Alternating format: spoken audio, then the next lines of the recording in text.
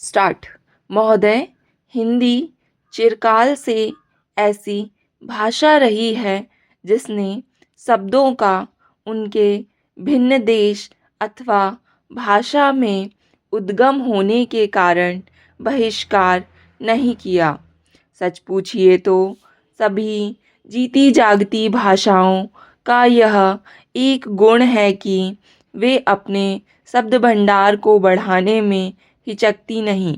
चाहे शब्द किसी भी उद्गम के हों, उन पर अन्य भाषाओं का प्रभाव पड़े बिना नहीं रह सकता, क्योंकि सभी जीती जागती भाषाओं में आदान प्रदान होता ही रहता है।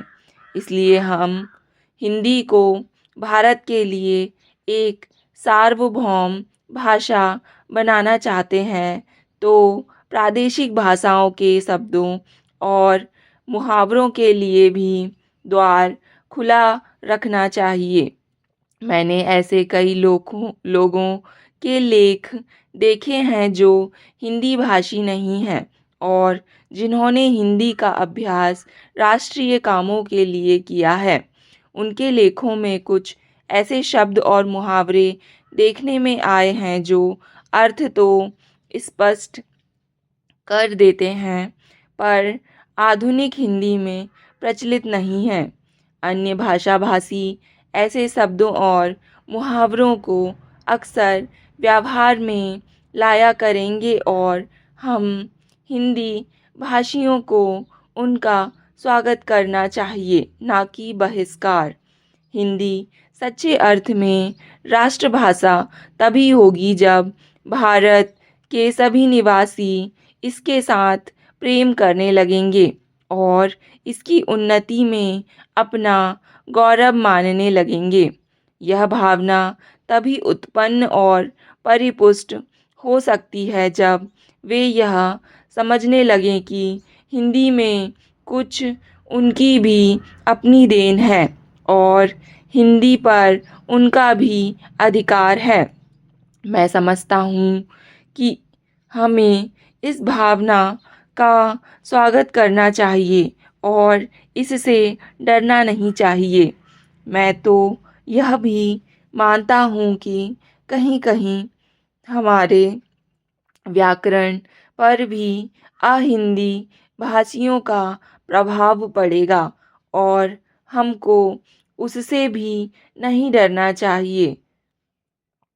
इसलिए मैं चाहता हूँ कि हिंदी भाषी और हिंदी संस्थाएं निष्प्रह भाव से हिंदी की श्रीवृद्धि में लग जाएं, जिससे अन्य भाषाभाषी भी उनके विभिन्न प्रकार के साहित्य से परिचय पाने के लिए उसे सीखना अवश्य समझे।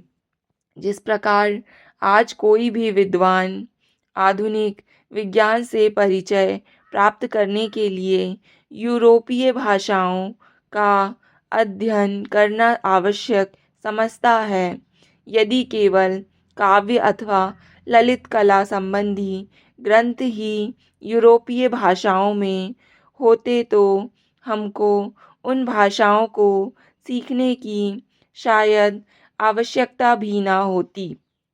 पर विज्ञान से परिचय प्राप्त करने के लिए उन भाषाओं का जानना अनिवार्य हो गया है।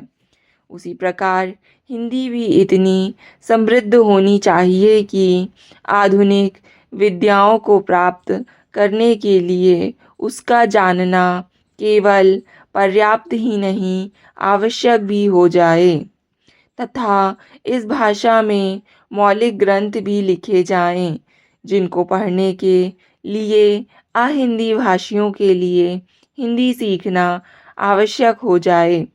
जितनी बड़ी संख्या हिंदी जानने वालों की है, उतनी बड़ी संख्या संसार की 2-3 भाषाओं के बोलने वालों की है।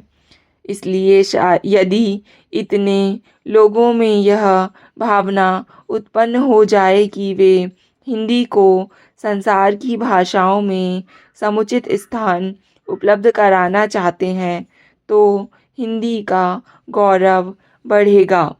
आदरणीय महोदय, हिंदी के लिए यह अवश्य ही गौरव का विषय है कि उसे भारतीय संविधान ने अखिल भारतीय भाषा का स्थान दिया है। इससे हिंदी भाषियों और हिंदी से संबंध रखने वाली सभी संस्थाओं का दायित्व बढ़ गया है।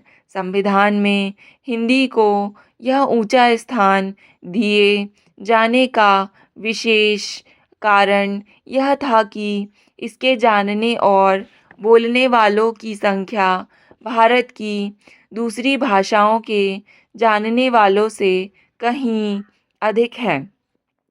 उन भाषाओं का भी अपना गौरवपूर्ण साहित्य है और उनके बोलने वाले अपनी भाषाओं के साथ प्रेम रखते हैं और उन पर गर्व करते हैं। इसलिए सभी ने हिंदी को जब वह स्थान दिया है तो यह समझकर नहीं कि उनकी अपनी भाषा किसी बात में कम है, पर यह समझकर कि राष्ट्रीय काम के लिए हिंदी का ही प्रचार और प्रसार सुगम और सुलभ होगा। हिंदी को अखिल भारतीय कामों के लिए प्रधानता देते हुए प्रादेशिक भाषाओं को यहाँ के कामों के लिए प्रधानता दी गई है। इसलिए यह अनिवार्य है कि जहाँ हिंदी का प्रचार हो वहाँ प्रादेशिक कामों के लिए स्थानीय भाषाओं को भी प्रोत्साहन दिया जाए और वे अपने सीमित क्षेत्र में अपना काम सुचारू रूप से करें। शायद यह कहना भी अनुचित होगा कि हिंदी भाषी राज्यों में तो हिंदी का वही स्थान होगा जो किसी भी प्रादेशिक भाषा का उसके अपने राज्य में, पर अन्य भाषाभाषी राज्यों में सीमित काल और अखिल भारतीय क्षेत्र में प्रायः सभी काम हिंदी द्वारा किए जाएंगे। हिंदी भाषियों का प्रयत्न यह होना चाहिए कि हिंदी भाषियों ने जिस सद्भावना से हिंदी को राष्ट्रीय कामों के लिए स्थान दिया है, उसी सद्भावना के साथ वे हिंदी के प्रचार में तत्पर हों। हिंदी को किसी भी प्रादेशिक भाषा से होड़ नहीं है।